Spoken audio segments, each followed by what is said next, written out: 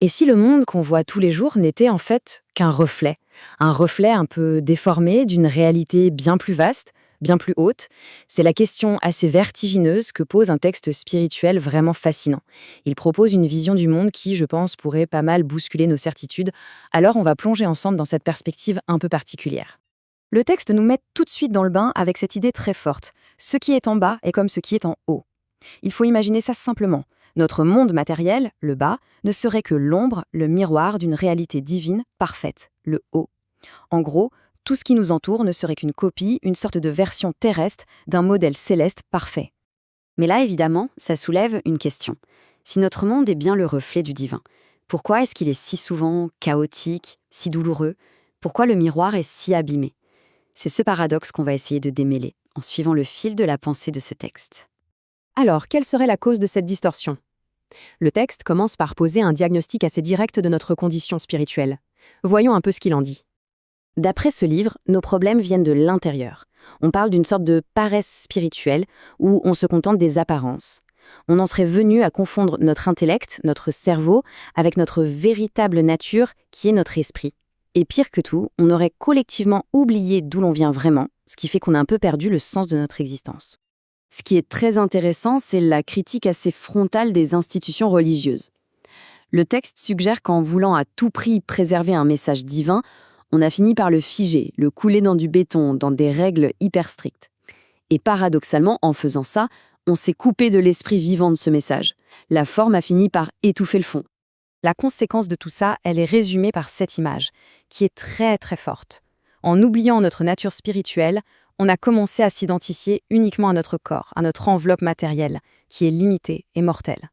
On aurait en quelque sorte perdu l'usage de nos facultés spirituelles, comme si on était devenu infirme dans un monde qui, lui, exigeait leur plein usage.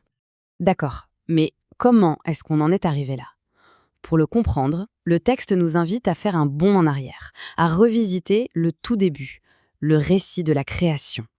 Et sa version, vous allez voir, est assez différente de celle qu'on a l'habitude d'entendre.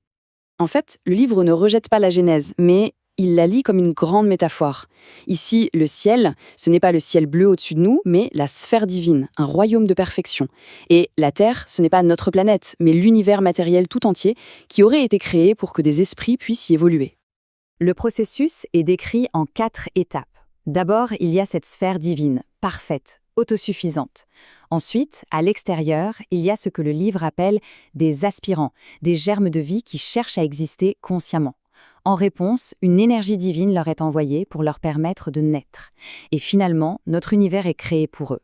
C'est un peu comme un immense terrain de jeu, un jardin d'enfants cosmiques où ces nouveaux esprits peuvent apprendre et grandir.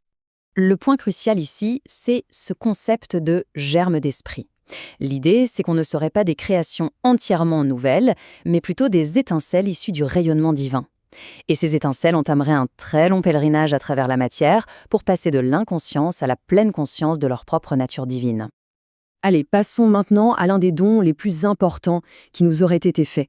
Et c'est aussi, d'après le texte, celui que l'humanité a le plus fondamentalement mal compris. Alors attention, ici le mot féminité ne désigne pas du tout le genre, homme ou femme. C'est un principe spirituel, universel. Le yin, si on veut. C'est la force réceptive de l'univers, celle qui capte et qui transmet les vertus les plus pures.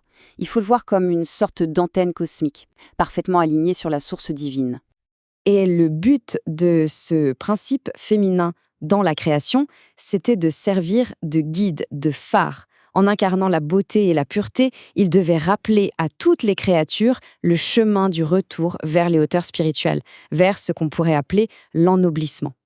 Et c'est là que tout a basculé. L'humanité, en devenant de plus en plus matérialiste, a cessé de voir le principe spirituel derrière la forme. Elle n'a vu que ses manifestations physiques. Et ce qui devait être un guide spirituel a été rabaissé, réduit à un objet de désir, une possession, quelque chose à contrôler. Et la conséquence est juste tragique. En avilissant ce principe féminin, l'humanité aurait en fait saboté son propre système de guidage spirituel. C'est comme si on s'était volontairement coupé de la boussole qui devait nous indiquer le chemin du retour à la maison. Pour finir, le texte décrit les grandes lois qui régissent tout l'univers. Et attention, il ne s'agit pas de jugements moraux, mais de mécanismes complètement automatiques et parfaits, un peu comme les lois de la physique en fait. Ces 3 lois, elles fonctionnent ensemble. D'abord, la loi de réciprocité. C'est le fameux karma. Ce qu'on sème, on le récolte, tout simplement. Ensuite, la loi d'attraction. Qui se ressemble s'assemble. On attire ce qu'on est, pas ce qu'on veut. Et enfin, la loi de la pesanteur. Notre lourdeur spirituelle détermine notre place. Des pensées et des actes lourds nous tirent vers le bas, alors que la légèreté, elle, nous élève. Et ce qui est vraiment intéressant, c'est que le texte considère ce commandement, que tout le monde connaît, non pas comme une simple règle morale, mais comme la plus haute expression de ses lois naturelles. Aimer son prochain, c'est comprendre que par la loi de réciprocité, ce qu'on fait à autrui, en réalité, on se le fait à soi-même. C'est l'application consciente et aimante des grands mécanismes de l'univers. On termine donc avec cette question. Toute cette cosmologie nous ramène finalement à une idée assez simple. Et si la clé, c'était juste un changement de perspective ? Si on arrêtait de se voir comme un corps qui a un esprit, pour enfin se reconnaître comme un esprit qui habite temporairement un corps. C'est peut-être là, dans ce simple basculement, que tout change.